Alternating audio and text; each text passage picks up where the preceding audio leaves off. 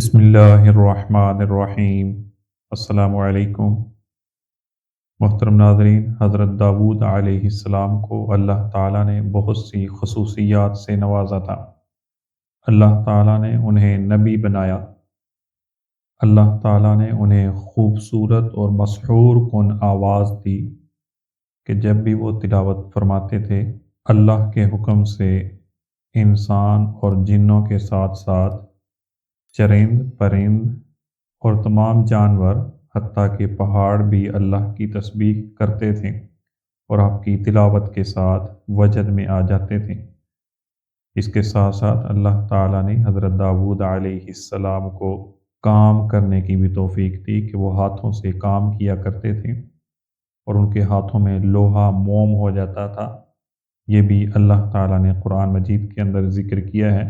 ہم نے ان کے ہاتھ میں لوہے کو موم کر دیا کہ جب بھی وہ لوہا پکڑتے تھے تو وہ نرم ہو جاتا تھا، جس سے وہ زرہیں جو جنگوں کے لیے تیار ہوتی ہیں وہ تیار کرتے تھے اور بناتے تھے۔ اس کے ساتھ ساتھ حضرت داؤد علیہ السلام بادشاہ بھی تھے، وہ وقت کے فیصلہ کرنے والے بھی تھے۔ ان کے فیصلے اللہ تعالیٰ نے قرآن مجید کے اندر بھی ذکر کیے ہیں۔ قرآن مجید نے حضرت داؤد علیہ السلام کے حکومت کے دور میں دو مقدمات کا خاص طور پر ذکر کیا ہے۔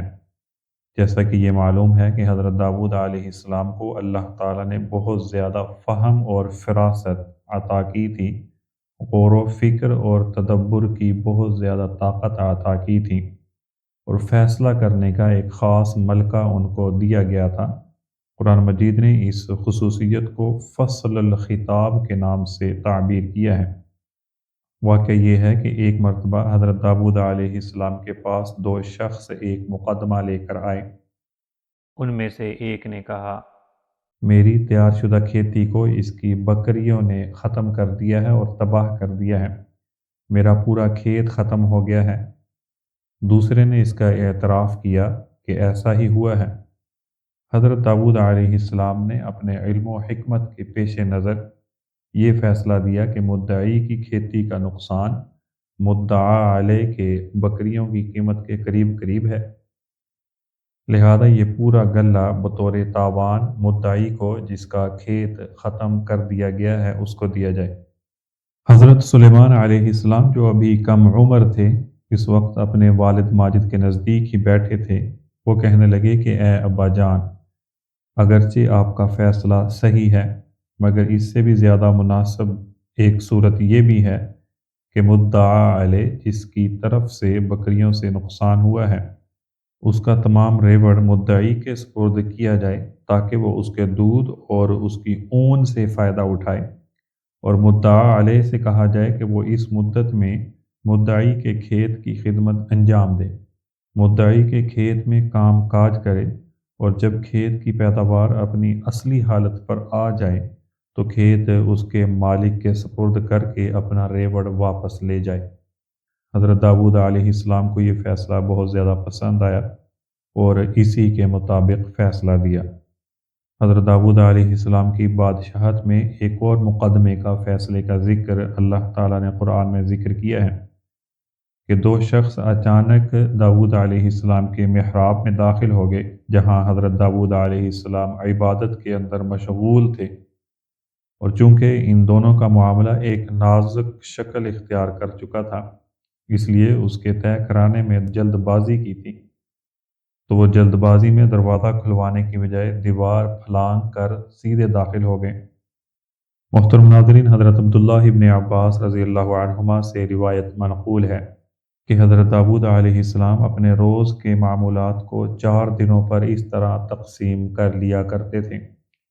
ایک دن خالص عبادت الہی کے لیے ہوتا تھا، ایک دن مقدمات کے فیصلوں کے لیے ہوتا تھا، ایک دن بنی اسرائیل کے لیے تبلیغ کا ہوتا تھا، ایک دن خالص اپنی ذات کے لیے ہوتا تھا۔ تو یہ دونوں شخص جو دیوار پھلانگ کر محراب داؤد میں داخل ہو چکے تھے، تو یہ حضرت داؤد علیہ السلام کی عبادت والے دن آئے اور وہ بھی دیوار پھلانگ کر آئے۔ حضرت داؤد علیہ السلام نے اچانک خلاف معمول اس طرح دو انسانوں کو موجود پایا تو وہ گھبرا گئے، दोनों ने सूरत हाल का अंदाज़ा करते हुए अर्ज़ किया कि आप डरें नहीं, आप खौफ न करें। हम दोनों एक झगड़े में आपसे एक फ़ैसला करवाने के लिए आए हैं। इसके बाद उनमें से एक ने अपनी बात शुरू कर दी कि ये मेरा भाई है, इसके पास 99 दुम्बियाँ यानी बकरियाँ हैं और मेरे पास सिर्फ़ एक ही दुम्बी है। ये मुझसे इसरार करता है कि ये एक दुम्बी भी मेरे हवाले कर दे। गुफ्तगू और बातों में मेरे ऊपर गालिब आ जाता है, मैं मगलूब हो जाता हूँ।